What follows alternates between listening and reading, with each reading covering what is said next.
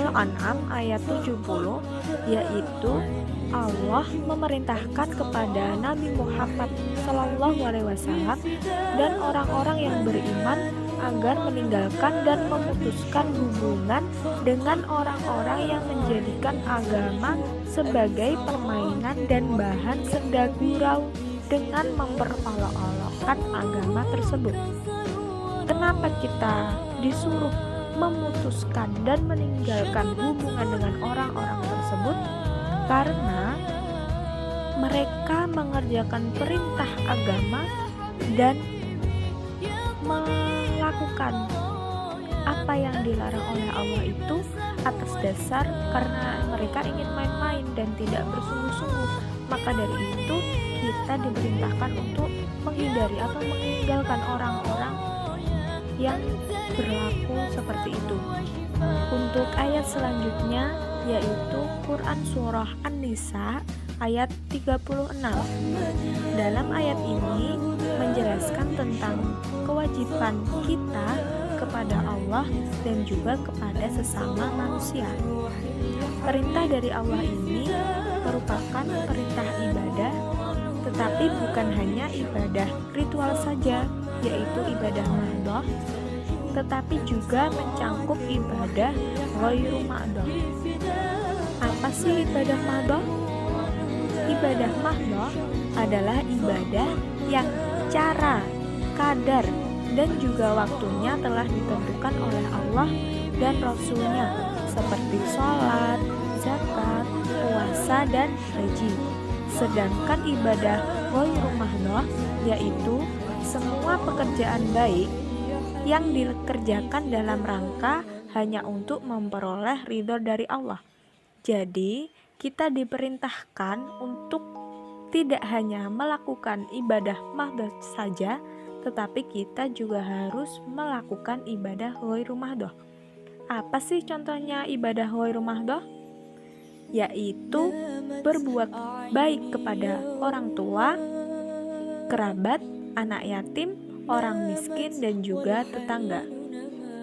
Maka dari itu, kita harus berbuat baik kepada sesama manusia, entah itu tetangga maupun orang lain yang jauh ataupun dekat dengan kita. Dan kita tidak boleh menyombongkan atau membanggakan diri. Selanjutnya, Quran Surah Hud ayat 117 sampai dengan 119. Kandungan yang terdapat dalam Quran Surah Hud ayat 117 adalah Allah tidak akan membinasakan suatu negeri apabila di dalamnya masih terdapat penduduk yang berbuat kebaikan dan tidak zalim. Sudah banyak ya cerita dari zaman Nabi yang Allah menenggelamkan negeri tersebut karena penduduknya zalim, seperti zaman Fir'aun. Lalu kandungan Quran Surah Hud ayat 118 adalah Allah dapat menghendaki semua umat menjadi satu agama, tetapi mereka diberi akal dan pikiran sehingga mereka dapat berpikir tentang ilmu pengetahuan yang mereka miliki, dan mereka dapat memutuskan sendiri tanpa adanya paksaan tentang agama yang akan mereka anut. Dan sekalipun pada awalnya manusia adalah umat yang satu dan tidak ada perselisihan di antara mereka, tetapi seiring berjalannya waktu dan setelah berkembang biak, maka timbullah keinginan yang berbeda, sehingga terjadilah perselisihan di antara mereka. Jadi, sebenarnya Allah itu bisa berkehendak sesuai keinginannya. Apabila Allah ingin menjadikan semua umat di dunia ini menjadi satu agama, tetapi manusia diberi akal dan juga pikiran, sehingga mereka berusaha berbuat dan berikhtiar tanpa adanya paksaan dari pihak manapun, dan dijadikan berbeda-beda antara mereka semua tentang kemampuan dan juga pengetahuannya. Jadi mereka bisa memilih agama apa yang akan mereka anut sesuai dengan keinginannya. Lalu kandungan pada Quran Surah Hud ayat 119 adalah perselisihan tidak hanya terjadi antar umat beragama saja, tetapi juga dari sesama pemeluk agama yang sama juga terjadi perselisihan, kecuali orang-orang yang mendapatkan rahmat dan juga hidayah dari Allah Subhanahu wa Ta'ala. Dan di akhir ayat ini, Allah juga menegaskan bahwa telah menjadi ketentuannya akan memenuhi neraka jahanam dengan manusia dan jin. Siapa saja yang akan masuk ke dalam neraka jahanam sesuai dengan kehendak Allah, yaitu mereka yang berbuat jahat di muka bumi ini, termasuk orang-orang yang tidak menjaga amanah dengan baik.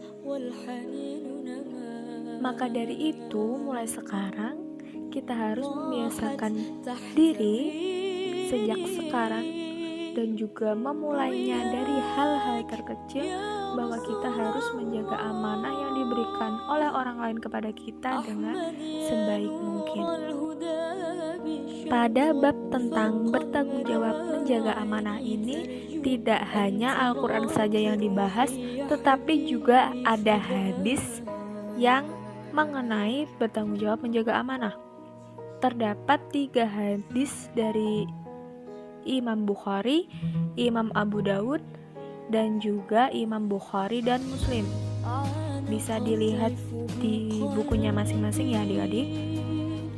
Yang pertama, hadis dari Imam Bukhari menjelaskan bahwa setiap manusia diberi tugas untuk memimpin dan menjaga, baik itu terhadap dirinya sendiri maupun orang lain. Tugas adalah amanah, dan hal tersebut akan dipertanggungjawabkan di akhirat nanti. Jadi Imam Bukhari sudah menjelaskan pada hadis ini bahwa setiap manusia itu diberi tanggung jawab sebagai pemimpin. Pasti tanggung jawab ini yaitu diberi tugas, dan tugas adalah amanah, dan amanah tersebut akan dipertanggungjawabkan di akhirat nanti. Yang kedua, ada hadis dari Imam Abu Dawud, yaitu hadis ini menjelaskan tentang pentingnya melaksanakan sholat. Kenapa sholat itu penting? Karena itu merupakan perintah dari Allah kepada kita, agar kita bisa selalu dekat dengan Allah.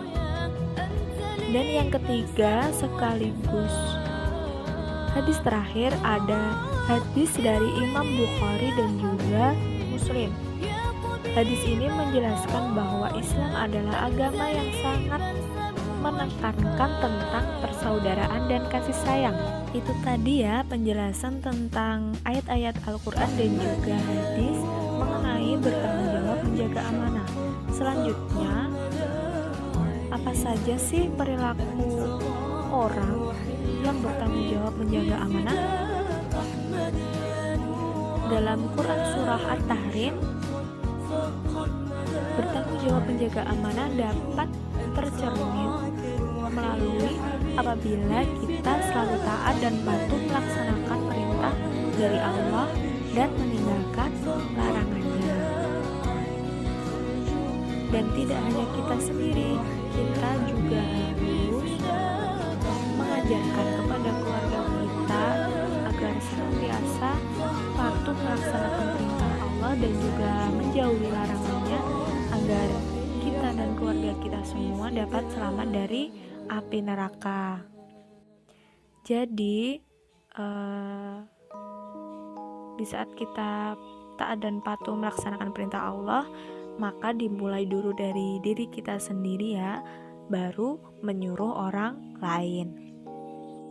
Selanjutnya, sikap yang tercermin orang-orang yang bertanggung jawab menjaga amanah dalam Quran Surah Toha, yaitu kita mendidik keluarga kita untuk senantiasa melaksanakan sholat dan juga bersabar dalam melakukannya. Maka itu wujud dari bertanggung jawab menjaga amanah dari Allah. Selanjutnya, sikap yang tercermin dalam Quran Surah Al-An'am yaitu kita senantiasa bergaul dengan orang-orang yang tidak menjadikan agama sebagai permainan dan senda gurau, dan kita selalu mengisi waktu dengan perbuatan yang bermanfaat. Quran surah selanjutnya yaitu An-Nisa.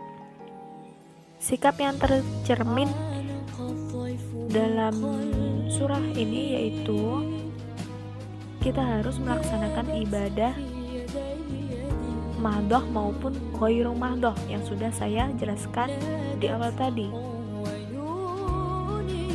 Bagaimana sih sikap itu?